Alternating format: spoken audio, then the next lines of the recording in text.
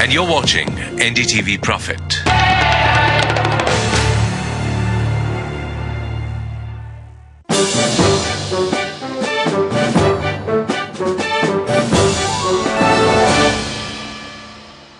Welcome to the Reality of Realty. It's your one-stop shop for real estate news and trends.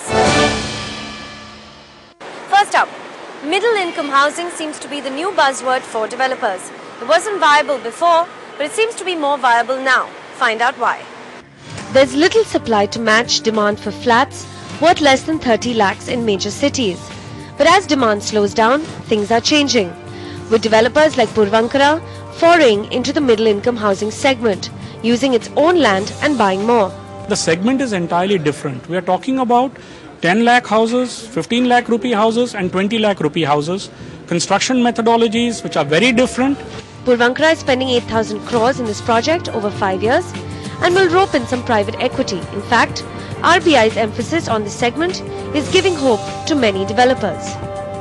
71% of mortgage demand is below 24 lakh rupees, but current supply caters to just 20% of that demand.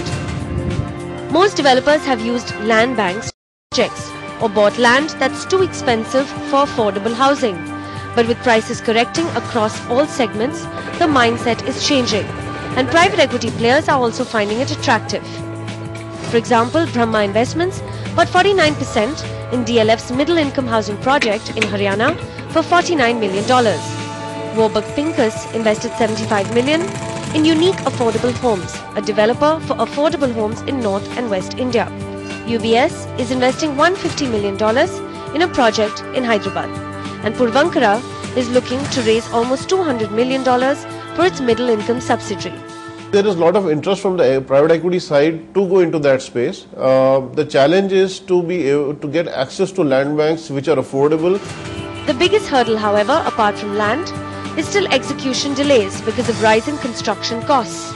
But we can look forward to that changing in the next 3 to 5 years as more funds pour into the largest segment of real estate in India. One of the reasons why commercial rentals have peaked and are falling across the country is because of the huge amount of supply that's coming into the market. That's up next. After a confirmed slowdown in housing, the last bastion of real estate companies is also showing signs of cracking. An oversupply of commercial space in major metro cities is now leading to the possibility of a meltdown in prices.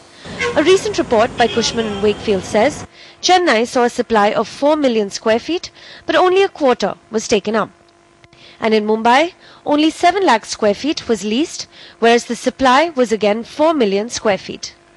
Similar trends in the NCR have already led to a price correction in Gurgaon, and Noida prices have fallen by 13%. Markets like Pune, Kolkata, Hyderabad and Bangalore have also followed similar trends.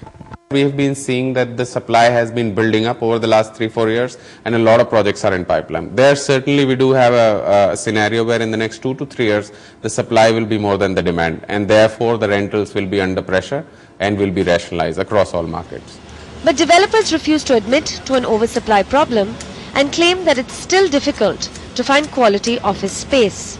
So I don't think we are left with too much of office spaces available. Even out of the IT parks, there is a 5% or 4% that goes back to commercial again. So I don't see the way macro planning has been done. I don't think there will be too much of office spaces. Some also insist that the problem of oversupply is yet to be manifested. Reports of huge quantities of office space hitting the market have been doing the rounds for some time now. But now the glut in the first 2 quarters, combined with a slowdown in the IT industry, could actually see some developers postpone expansion plans. We'll take a quick commercial break on the show. When we come back, coming up, a big interview with a big developer.